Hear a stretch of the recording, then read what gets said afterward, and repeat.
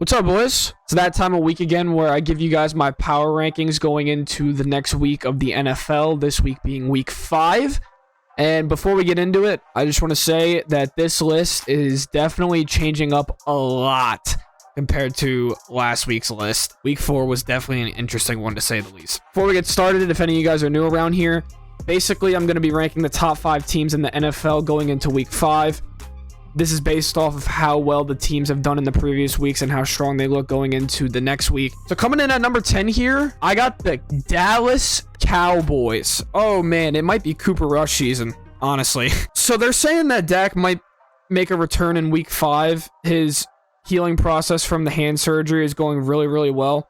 And the Cowboys are 3-1 right now, playing against some pretty solid teams. The Cowboys just look really good right now. It's that's all I can really say about the Cowboys, is that they just look insanely good going into week 5. They have an elite defense, top 10 in the league. Trayvon Diggs shut down one of the best wide receivers in the league, Terry McLaurin, got an interception as well.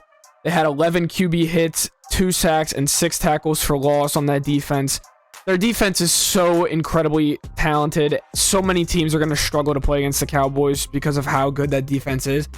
And then Cooper Rush is playing really, really well right now. Had a perfect game against the Commanders last week, passing for over 200 yards and 2 touchdowns. Their run game is still terrible. Don't get that twisted. But, I mean, the fact that they're playing this good offensively with Cooper Rush and a lot of their weapons still being out on injuries, when Dak comes back and when people like Michael Gallup make their returns, Dallas is going to be a huge threat. And it's actually kind of crazy to say that because I didn't think that would be the case going into this season. At number 9, very, very, very close to being number 10, have the slight edge on this team over the Cowboys. It is the 49ers. I think the 49ers and the Cowboys are very similar teams, but I got to give the slight edge to the 49ers. The 49ers have a better defense right now. The thing that I like about the 49ers, though, better than the Cowboys, and the reason why I'm putting them at number 9 instead of number 10 is because of how the offense played against the Rams. Debo is him. Jimmy Garoppolo played a decent game, throwing for over 230 yards and a touchdown, no interceptions. But their run game is absolutely incredible, especially against one of the best run defenses in the league right now. And then Debo Samuel is just him. 6 receptions for 115 yards and a touchdown.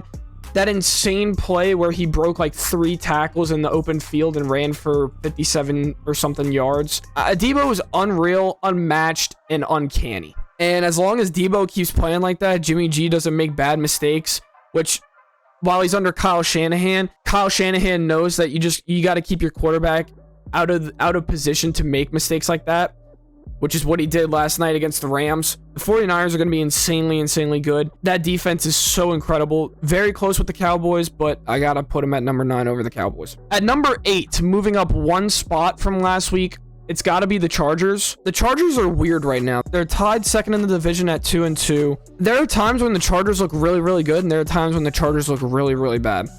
They're finally starting to come back from injuries slowly but surely. Herbert is playing incredibly right now after coming back from that really bad rib injury, throwing for 340 yards and 2 touchdowns against the Texans. They finally have a run game going with Austin Eckler, running for 60 yards and 2 touchdowns, while also still being a part of the passing game, having 49 receiving yards and a receiving touchdown. Austin Eckler played great against the Texans, which is what they needed because their offense was pretty one-dimensional. Their O-line managed to hold up really nicely, which is a great bounce back for them considering that Rashawn Slater is out for the year. A couple things I got to say about the Chargers that I don't like is their run defense. While it's ranked 14th in the league, they are playing against teams who don't have great run games overall, and Dameon Pierce had an absolute blow-up game against the Chargers. They had 4 sacks, 6 tackles for loss, 10 quarterback hits. Davis Mills had absolutely no time in the pocket.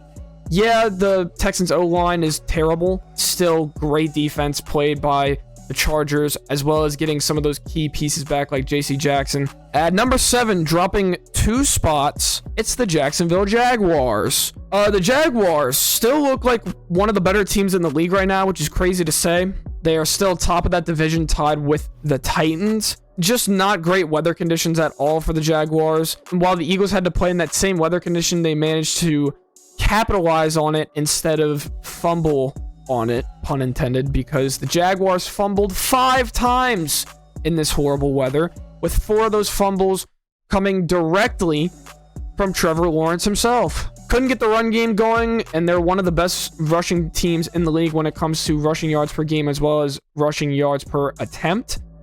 Trevor Lawrence did not have a great game. Like I said, the 4 fumbles.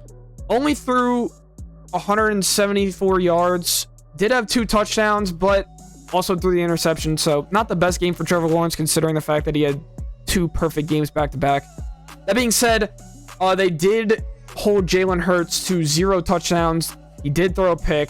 The secondary is looking pretty solid for the Jaguars and continues to look great throughout the weeks as they shut out the Chargers last week. I got to keep them in my top 10 simply because the Eagles are so good that if you put up this good of a fight against the Eagles, I mean, the Jags are a contending team. They play hard and they play to win, and it's really impressive to see. At number 6, very close to number 5 here, staying in the same exact spot as last week, it's the Baltimore Ravens. I could not put the Ravens in my top 5. Although it was very close, I just couldn't do it. They just had a horrendous second half. I like the fact that they didn't play to lose and they went for it on 4th down. I just think it was too big of a risk considering that you are giving the football to Josh Allen. And Josh Allen was already having a really great second half, to the point where their secondary literally couldn't do anything about it. It's better to just kick the field goal, especially since hindsight's 2020 if they kick the field goal and they go into overtime. So Lamar had a great first half and then absolutely flopped the bag in the second half, getting cooked by Jordan Poyer. Only throwing for 144 yards, not even 150. Had a touchdown, but threw 2 interceptions, and his run game was okay for Lamar standards. Great. Don't get me wrong. Great run game for Lamar, with 11 carries, 73 yards, averaging 6.6 per carry. But for Lamar standard, it's not the best. Their run game was pretty solid, and the Bills' defense was struggling to stop the run game. But because of the weather, it was taking a toll on them. And like I said, their secondary just got burnt, especially in the last 7 minutes of the game. Their rush defense allowed way too many rushing yards on very few attempts. They only had a total of 25 carries in the run game, with 11 of them coming from Josh Allen, and managed to let up 125 total team rushing yards and a touchdown. Not very good on the Ravens rush defense part. Yeah, I just think when it came to the second half, they got a little too greedy. They played too much into the weather and flopped the bag really hard against the Bills. That being said, they still look really good. You put up a fight against the Bills, you're still one of the better teams in the league. Coming into the top 5 here, dropping a ton of spots from my last list at number 5 here, gotta go with the Dolphins. Now, I can't take the Dolphins out of my top 10, and I was very close to taking them out of my top 5, but I can't take them out of my top 5 because I don't think it's fair to the Dolphins to take them out of the top 5 with the controversy going on in Miami right now with Tua. I don't think it's that fair to rank them too low with all that going on right now. That being said, they do have to drop a couple of spots. A very poor game against the Bengals. Obviously, Tua comes out early for the concussion.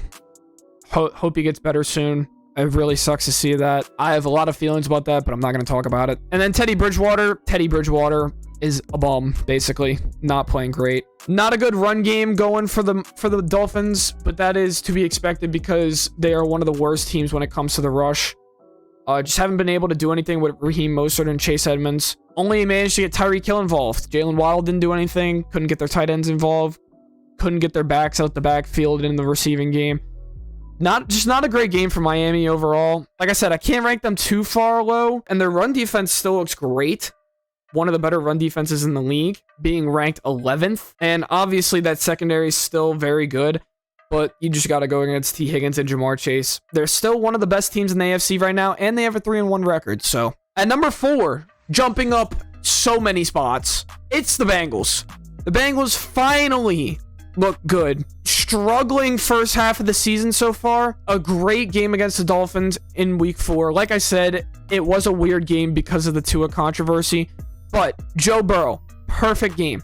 287 passing yards and 2 touchdowns with no interceptions. And the key takeaway here for the Bengals is when the O-line holds up, Joe Burrow's going to perform like he always performs as a top 10, top 5 even, elite quarterback in the league. Their playmakers are going to show up. T. Higgins is going to get more involved. Jamar Chase is going to get more involved.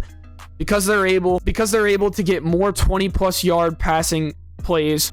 When the O-line holds up for the Bengals play great. And the defense, again, playing really, really solidly for the Bengals. Von Bell with 2 interceptions. At number 3, the Buffalo Bills. Listen, the Bills are still one of the best teams in the league right now at 3-1, and obviously still a Super Bowl favorite. Defense played absolutely incredible, shutting down Lamar in the second half.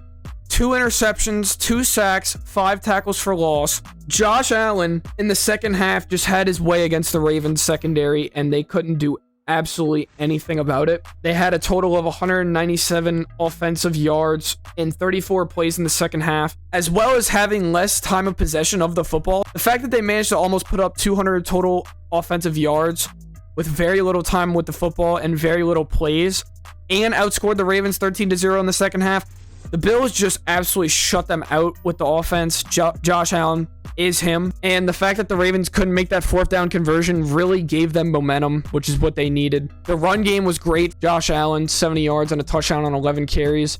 Devin Singletary, 4.5 per carry, 49 yards. Really like the way that the Bills played against the Ravens, especially in bad weather conditions. At number 2 here, very close to putting him at number 1, and honestly, it might be switchable again this week. I gotta go with the Chiefs. Patrick Mahomes is him, and that is the best, simplest, easiest way I can put it. MVP candidate, MVP favorite, and just an absolute unreal performance from the Kansas City offense. 250 passing yards, 3 touchdowns, only 1 interception, but that was coming later in the game. Finally getting a run game going as well.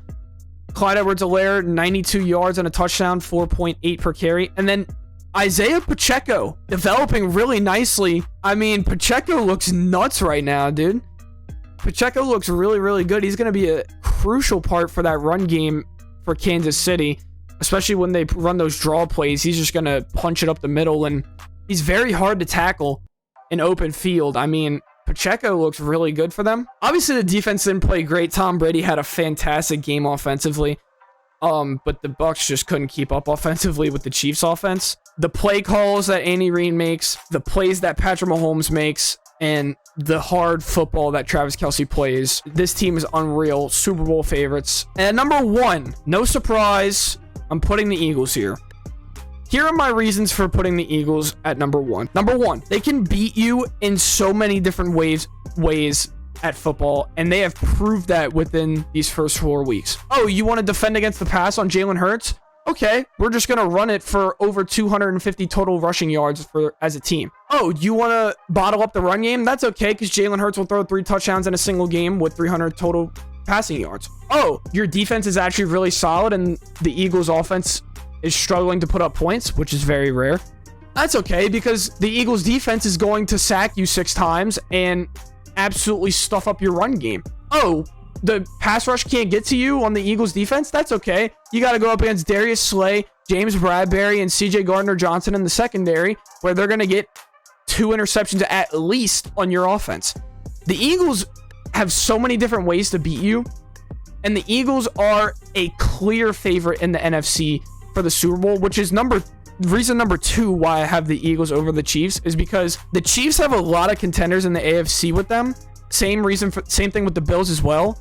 Can't put the Bills or the Chiefs at number 1 because they have a ton of contenders with them in the AFC that all look just as good as the Chiefs and the Bills. But the Eagles are miles ahead of any team in the NFC. And then number 3, Jalen Hurts. MVP candidate, didn't have a phenomenal game. Week 4, didn't throw a touchdown, threw an interception, only 204 passing yards. However, like I said, doesn't matter because they're still going to manage to beat you because they're going to run the football on you, which is exactly what they did against Jacksonville. 134 rushing yards for Miles Sanders, averaging 5 a carry, 2 touchdowns. Jalen Hurts, another decent run game for him as well. Defensively, they absolutely destroyed the Jacksonville Jaguars. 4 sacks, 2 tackles for loss, and the 5 fumbles as well. And there you have it. That's my week 5 power rankings for the NFL right now. I do this every week on Tuesdays. If you guys want to tune in next week to see the week 6 power rankings. If you like the video, be sure to like, comment, and subscribe. And I'll catch you all on the next one. Peace.